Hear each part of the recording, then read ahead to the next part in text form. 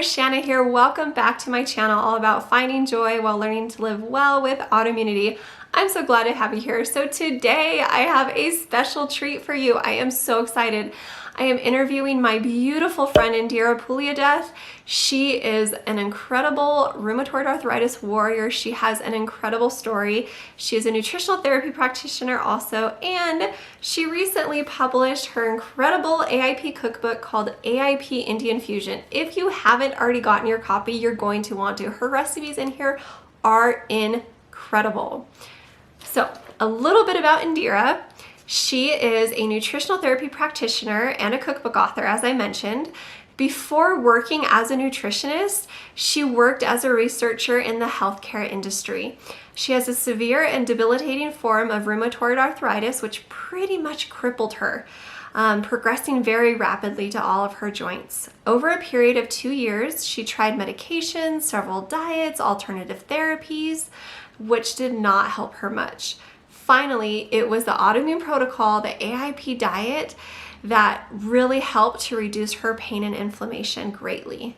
Once she began to get better, she decided to quit her job and become a nutritional therapist. Now she provides both one-on-one and group coaching nutritional coaching sessions to clients suffering from autoimmunity or any chronic illness. Recently, she published her first cookbook called AIP Indian Fusion, which consists of nourishing and allergen-free recipes that can help reduce pain and inflammation in the body. The recipes in her book are highly inspired by Indian cuisine. You can find her healthy recipes on her blog, Cook2Nourish, and on her YouTube channel, Cook2Nourish. Is going to talk about her autoimmune journey, both how she felt before her RA diagnosis, what happened after her RA diagnosis, including medical therapies that did not work for her, as well as other diets that she tried. And then she's going to tell us how she found AIP, what it was like for her, and where she's at now. She's also going to share what inspired her AIP Indian Fusion Cookbook, which is just an incredible story. She is a truly, truly, truly incredible person inside and out, and I hope you enjoy this video. Okay, hi Indira, and welcome. It is such an honor to have you here. You are such an incredible part of the autoimmune community, the AIP community, and you just published your first AIP Indian Fusion Cookbook. So congratulations on this. So excited to have you here. And we are going to jump into your autoimmune story and your AIP journey. But first, I would love for you to tell us a little bit about your new cookbook. I will put a link to it so everybody can order it if they would like to, which I highly recommend. It is amazing. But first, I'd love for you to talk a little bit about what inspired you to write this incredible cookbook. Hey, Shanna, nice to have me here. Thank you so much. It's so great to, see you face to face. We have corresponded a lot, on social media, but really nice to talk this way. In terms of my book, it has been a long-term dream, I would say, but it just kind of got evolved over time, so about 10 years ago, when my mom passed away, I wanted to create a cookbook of all her recipes, like a dedication to her. But at that time, I was so busy. It was just, life with 2 kids and growing children, and, it was very super busy. I had a full-time job, so that never came to fruition. And then, unfortunately, as it happened, I ended up having rheumatoid arthritis, and that pretty much disabled me for quite some time. For a period of 2 years, I was really very much in pain and quite disabled, not unable to do even the smallest of chores and things like that. And after I began to feel better, which was like about 4 years ago, doing the AIP, and as I slowly began to create AIP versions of my Indian traditional recipes, like my mom's traditional recipes, then suddenly it occurred to me, oh, you know what, I should still pursue pursue that dream of putting a cookbook together, what I can do is actually now marry the two together, the AIP versions of my mom's recipes that I'm creating. And I think that will be even better than what I had originally planned, because this would be like a healing cookbook and would really benefit people. So that's how, as I started to create AIP recipes of traditional Indian recipes, that's when that thought had come to mind. And finally, last year, because of the lockdown, when all of us ended up having more time to ourselves, I said to myself, I have to do this year. And that pretty much was my focus last year. And I'm so grateful to God that I ultimately was able to complete this dream and make it come true. Absolutely. And it really is such a gift to the AIP community. And what a beautiful tribute to your mom, too. I absolutely love that. And I know that for a lot of us starting AIP, we miss so many of the flavors that we were used to eating prior to AIP. And so this is just such a beautiful gift. What recipes are you most excited about in this AIP Indian Fusion Cookbook? So the number one are all the flatbreads, right? So Yes. as you might know, Indian cooking is all about curry. And for curry, right, either you need rice or you need some kind of a bread to kind of sop down all those, curries, right? The sauces. So what I really missed starting AIP was my curries. But, curries, I started creating nightshade-free versions of the curries. But then I would just have like a pot of stew or soup in front of me. So I missed that part of the flatbread. So slowly, as I started creating, more versions of the grain-free flatbreads, I started feeling more and more comfortable with the AIP cuisine. And then, so the flatbreads are really what I'm proud of. And the other thing I'm proud of is the fusion aspect of it. So the reason, I'm calling the book AIP Indian Fusion is because, I've not only taken Indian elements, but also, elements from Western cuisine or other international foods that I have been exposed to here in the United States, right? So one of my, most favorite, lunchtime recipes are like nourish bowls, where you just have, lots of different vegetables, whether cooked or partially cooked, and then have some kind of protein and a nice sauce to go with it. So I have a section in that in my book which is called as Currito bowls. So what that is like 5 different really nourishing bowls, with really, they're very delicious, very easy to kind of put together, once you have the individual components. And I think that's really represents that in AIP Indian fusion aspect of my book. Absolutely. I have to say, I'm most excited about the flatbreads and the curry too. My family and I just moved a few weeks ago, and so I haven't had a chance. This is actually the only cookbook I have out and unpacked. I'm so excited about it. And so my daughter and I were looking through it like a week ago, and we were picking out all the recipes we're excited about. And the flatbreads, oh my gosh, they look incredible. I'm so excited to try them. And your curries look incredible too. So thank you from me as an AIP. Even though I am on like a modified AIP with a lot of reintros now, I still love eating, 80% AIP elimination phase 2, just because it helps me feel my best. Right, So I sure. would love for you to tell us a little bit more about your autoimmune story, about kind of your diagnosis. Were you diagnosed immediately when symptoms started, and kind of your whole process of diagnosis, and then more about your autoimmunity and what that looked in your case? Sure, absolutely. So my story began like 6 years ago when I think I should also explain to you what my, situation looked like before this started, right? So before the symptoms started, I was like a super mom, like I think all moms are, trying to do everything, right? So I was, I had a full-time job, which kept me busy, like, almost 45 hours in a week. And then to top that, my husband, had job where he was in New York City and we live in Connecticut. So he used to be away 4 days of the week. And I was, saddled with the two growing kids. And I had to be, running them back and forth from their activities, right? Extracurricular, sports, soccer, whatnot, like piano lessons. And so I've been doing, all that, juggling all that along with my job. Plus, I had my own interests too. I'd always been like a very super motivated person, like wanting to learn a lot of things. So I was at that time even learning Indian classical dancing. So at the age of 40, I was That's like, amazing. yeah, at the age of 40, I actually started learning dance, and that was pretty physically straining, but I wanted to do it all, right? So, and I'm Yeah. thinking that I didn't have any problems. So I'm like, plus I absolutely loved cooking. So then I would be cooking elaborate meals throughout the weekdays, elaborate meals, even more elaborate meals during the weekends, and have lots of friends over all the time. It's like just doing all this. And I kept doing it because I never realized what it was doing to my body. Right now, it's only in hindsight that I look back and I feel like, oh, that was a lot, right? Yeah. But when I was doing that, it didn't even like occur to me that I was just that kind of a personality.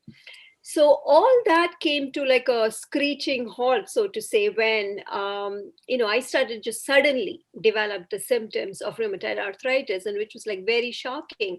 It was like one fine day I was standing in front of a conference room inside my office where I worked, and I was just waiting for the conference room to free up. So I was holding my laptop in my hands, and then that meeting, it just, I had to wait outside the conference room for about 10 minutes or so, because that room was not free. And then I went about my business, had that meeting, and then after I came back home, I started noticing that my wrist, I had problem like moving my wrist, and that it was like hurting a lot, like it was like hurting really badly. And then the next day I was not even able to like drive myself to work because it was the right hand. So I immediately just went to urgent care, to just get it checked out, because I found it very strange that, because I knew that I had not indulged in any like really physical activity, like what was this? So they took a look at me, and she said that, what did you do the previous day? And I was like, I was standing in front of that was the only thing I could think, that I was lifting anything, waiting with a laptop for 10 minutes. And I've said, like, I have done this numerous times before, it's not Yeah. like the first time I'm doing this. So, but then she is like, oh, she dismissed it, oh, it's nothing, it's just tendonitis, which even anybody can understand, inflammation of the tendon. Mhm. But to me, the question was like, but why did I get tendonitis? Right? Yeah. So she's like, oh, no, it's okay, just have some Advil and you'll be fine. And which she was right. I had Advil and I was fine the next day. But then what happened was, in the next few days, this kept on happening. I kept getting this itis, which means, inflammation of different parts of my body. So I had this very flimsy shoulder bag, very, light. And I would just have that in my computer. I had like on the one that I could drag on wheels, right? So I wasn't holding my computer, but with the light shoulder bag too, just walking from the parking lot to my desk caused inflammation on my shoulder. And my shoulders within 1 hour would hurt so bad, like I couldn't even sit at work. Like they would like hurt so badly, and I could not even like move my arm. Like I wouldn't be able Wow. to like even move it. It used to get so bad. So this kept happening, every other day. And so I knew that there was something wrong. Even if I held like a wallet, like my small wallet in my hand, and I just walked with it for like 5 minutes, then I felt like I would have trouble moving my fingers. You won't believe this. Like I love gardening, right? And that was summer. Even if I just like deadheaded flowers, like just plug flowers for 5 minutes, then all my fingers would hurt. Wow. So it was like crazy. So, and then I kind of suspected that there was something, really majorly wrong with me, because my mom had some kind of arthritis, which was never diagnosed. It was never diagnosed as RA because, they also just kept giving her painkillers. And throughout her life, she, ended up having different painkillers. And then just before she passed away, she was diagnosed with kidney disease, kidney failure. And then when I started researching more as to why she got kidney disease, I put two and two together, and I knew that she had some kind of autoimmune disease, which had actually, caused the issue with her kidneys. But nobody had, found that, unfortunately.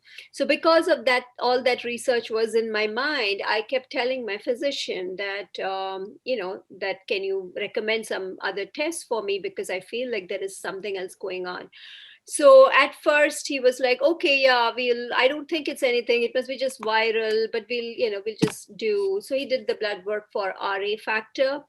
And that actually came out negative in the sense, that value was below normal. So he's like, I don't think it's rheumatoid arthritis. So he's like, oh, he also told me the same thing, just keep taking Advil every single day. He said, just take it every single day for a month and you'll be fine. And I'm like, no, I'm not fine, because I want to know what is wrong with me, right? I need a Yes. diagnosis.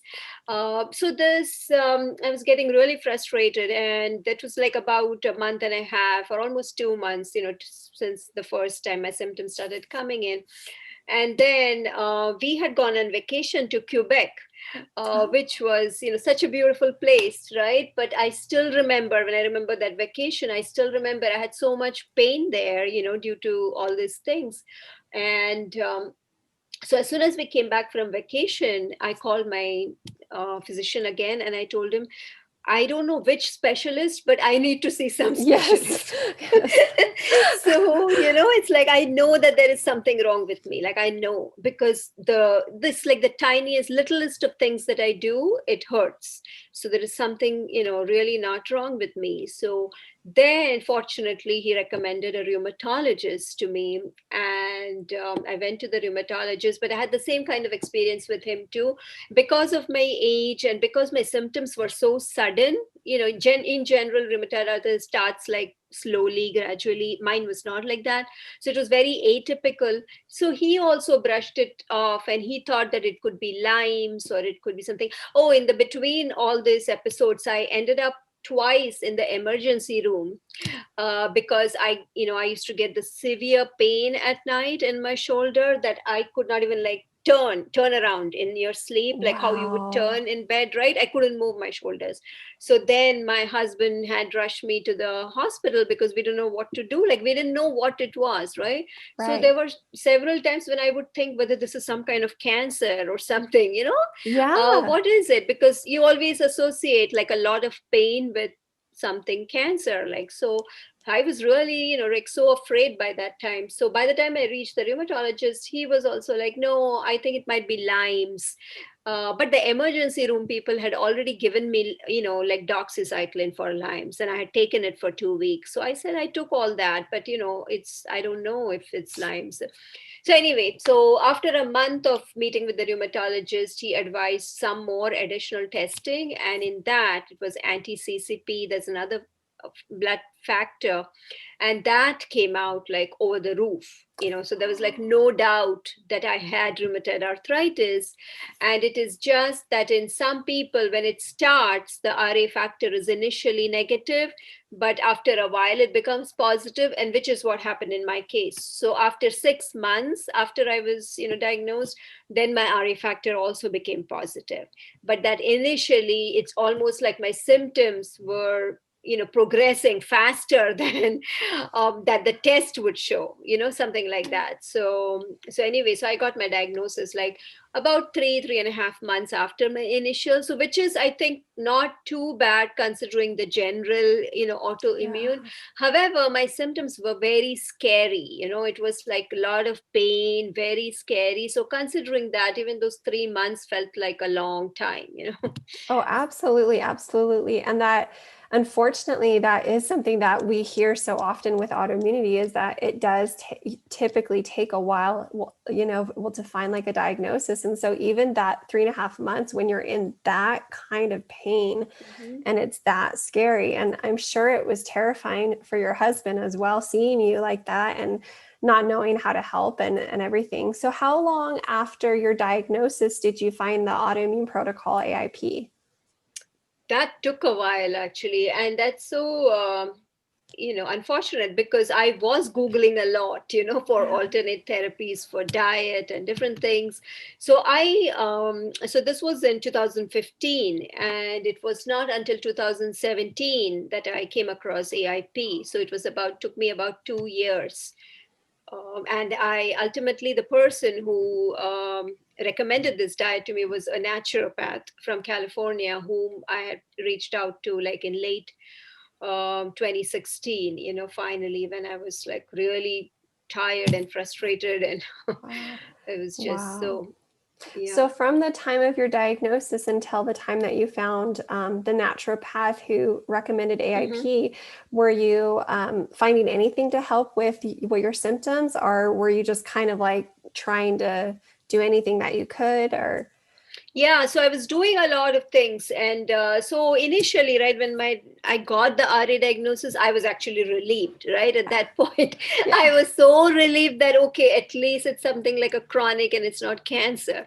But and at that time, I really did not know a lot about the disease itself. Even though I have a clinical background, I went to pharmacy school and I knew a little bit about the RA medications, but I didn't know a lot about the disease itself. So I started researching and learning, and the more I researched about the disease, the more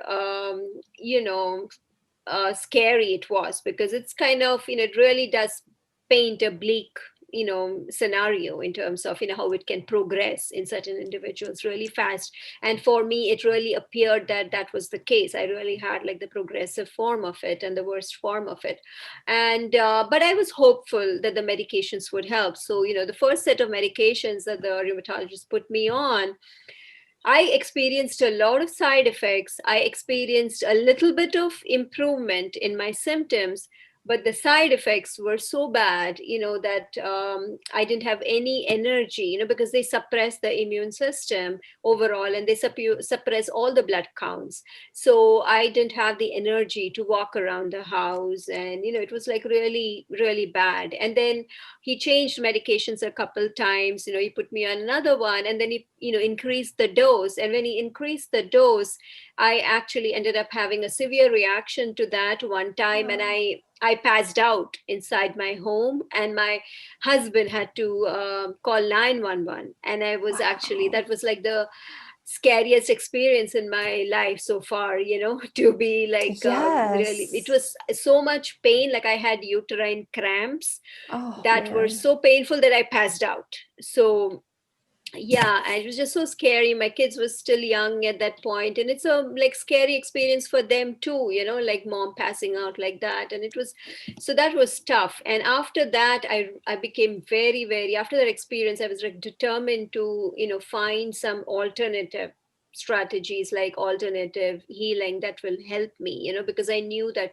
just medications were not doing it. It was giving me a lot of side effects, so I needed to find something else. So then I tried alternative Ayurveda, because I'm from India originally. I have a lot of family there, and Ayurveda is an ancient, traditional Indian system of medicine, which relies on a lot of herbs, and then also massages with herbal oils, and also breathing exercises. It's a pretty holistic, and it's a very reputable, traditional system of medicine in India. And I definitely wanted to give that a try. So I had to go on disability too from work, because I had become very, very disabled. I could like barely do things around the house. So I could not be, even though they had allowed me to work from home, I could not sit on the computer for 8 hours a day. It's like my neck would hurt, so some days my fingers were all swollen, and I would be like typing like this. It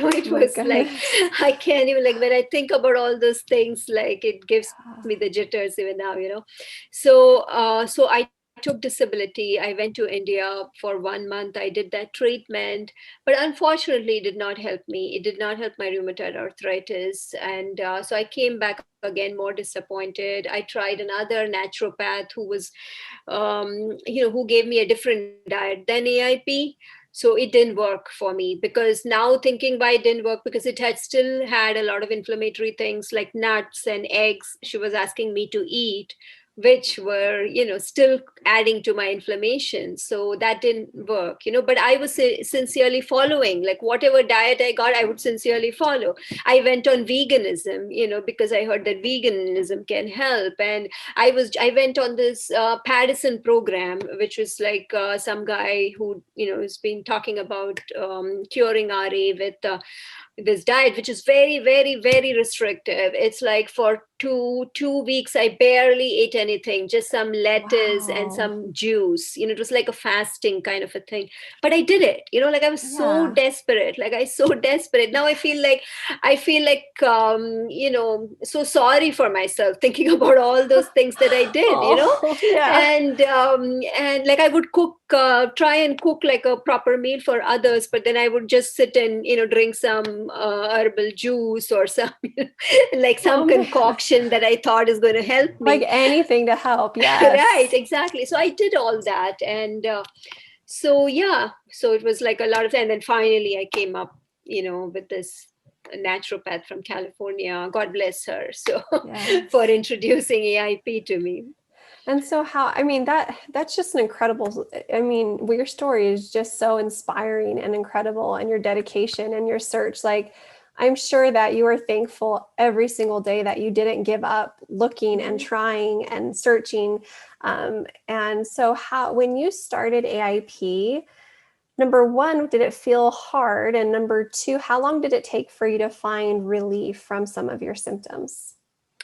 So, in terms of hard, like because of what I described to you, right? All the different things that I do, AIP was much easier.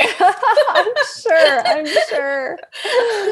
I had done so many of those like fad diets that I was like, oh, I was actually overjoyed to see that I could eat all those fish protein and meat protein, Yes. because all the other diets had told me that I shouldn't be eating proteins. And I have always been like a protein heavy person. Like I like to eat more proteins.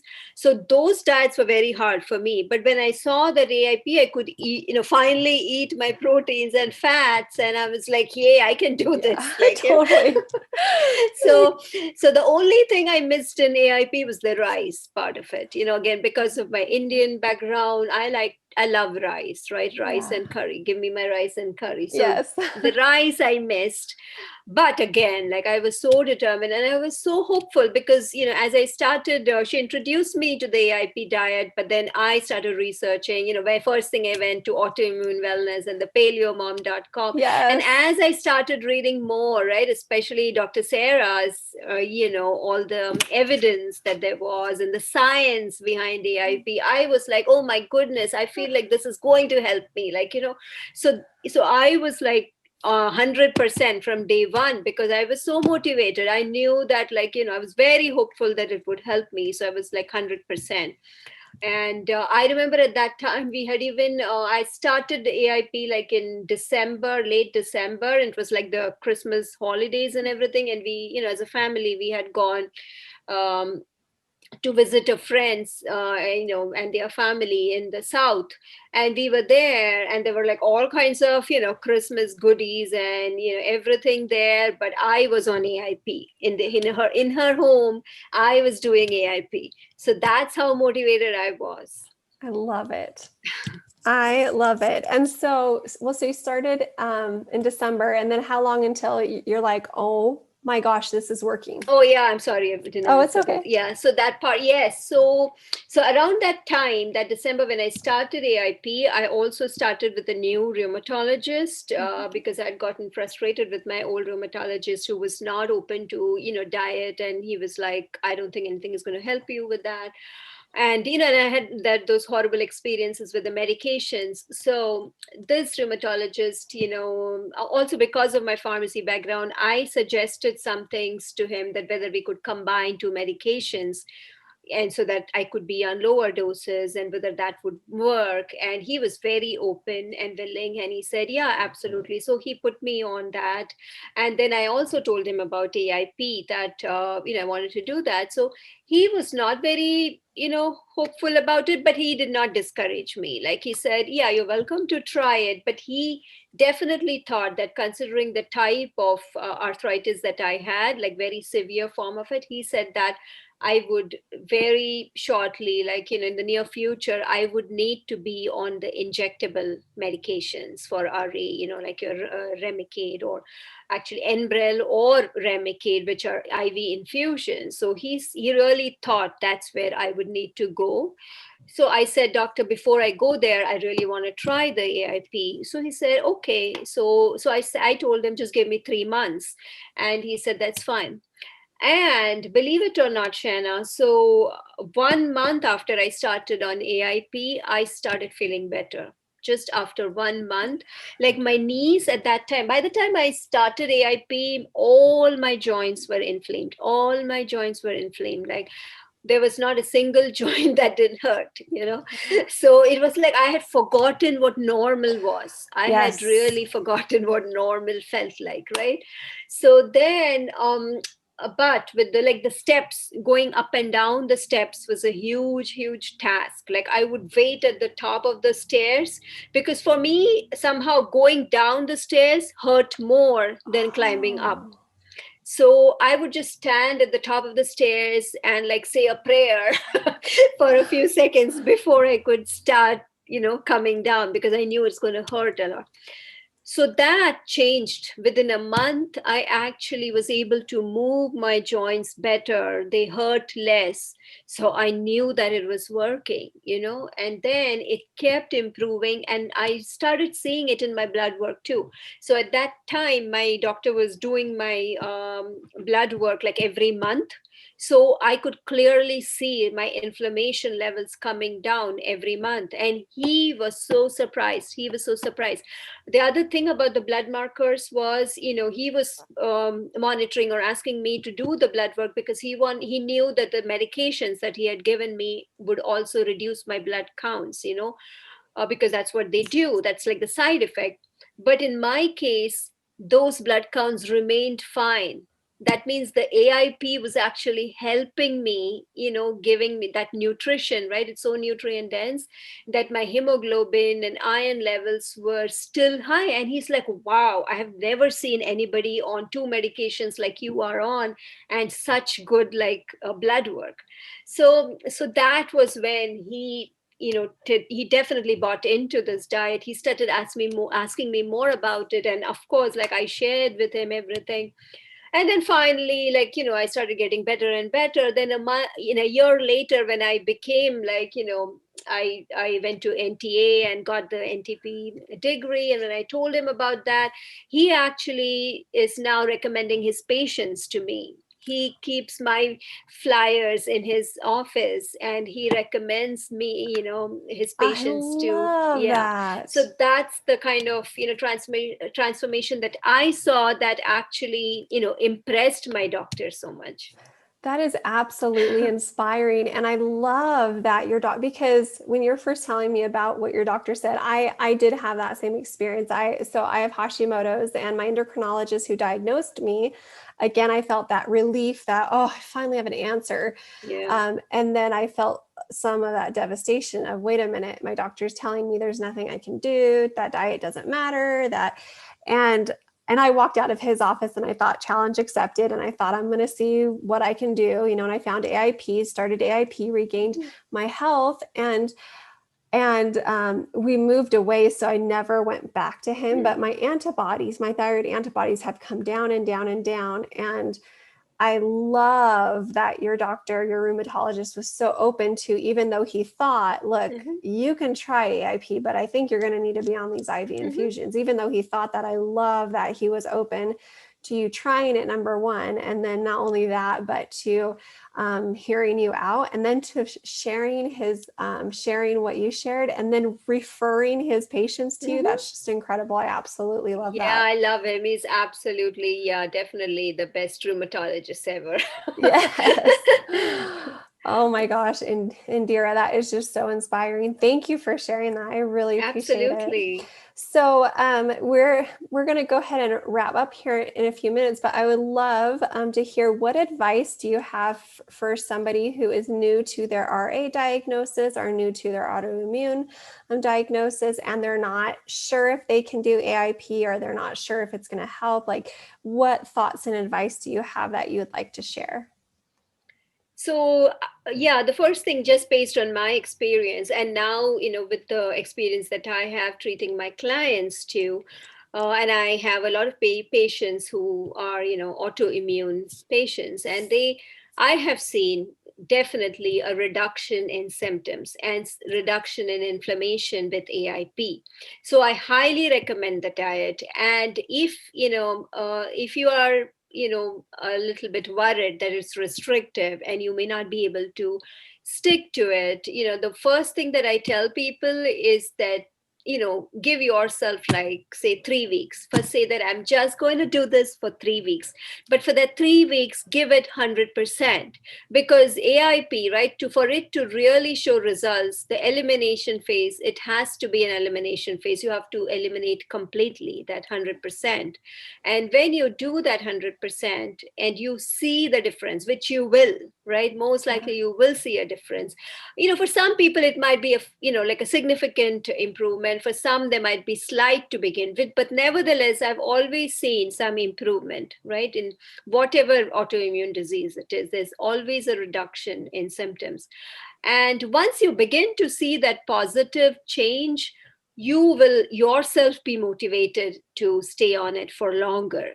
So that's the advice that I really give people. And I know it's hard to just go on it 100%. So you can approach it, two ways, that you can do it a gradual, transition. Say if you are really been eating a lot of the, regular standard American diet, you could give yourself a transition phase and then transition to AIP 100%. But you should do that, have that goal of being on AIP 100% for at least for 3 weeks minimum, so that you will see some difference in your symptoms, and that change in your symptoms is what's going to motivate you to continue the diet further. Absolutely, absolutely. Nothing tastes as good as healthy feels. And There you go. Yeah, that's a good quote. I'm like you, where I'm just like, it's so worth it every day. So I think that one of the questions that our listeners, our viewers might have for you is, so fast forward to today, where are you at today with the AIP in your journey?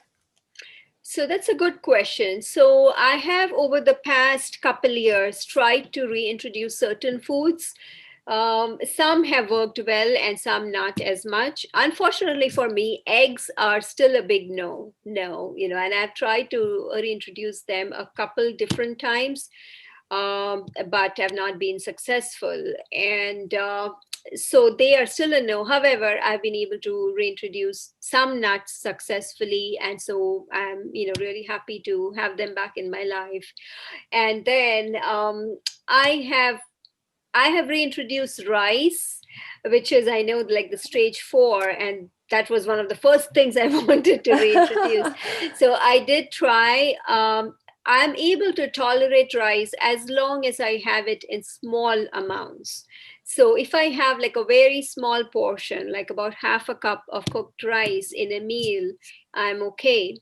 But if I keep doing that every day, right, 3 days in a row, then at the end of the fourth day, my knees do give me that indication that that's not good for me. The rice, so much rice is not good for me, because I begin to get a slight bulge on the back of my knee, which used to be there, when they were highly inflamed. I used to have like a really big bulge on the back of my knee. And so that, as soon as that begins to happen, I'm like, no more rice for another month, And so in a way, I kind of like that my body reacts this way, because I know I'm in control now, right? So the same thing with, I have not felt the need to reintroduce legumes like lentils and beans, because I love my meat and fish proteins, so I did not feel the need to introduce them, and I'm like, I'm fine without them.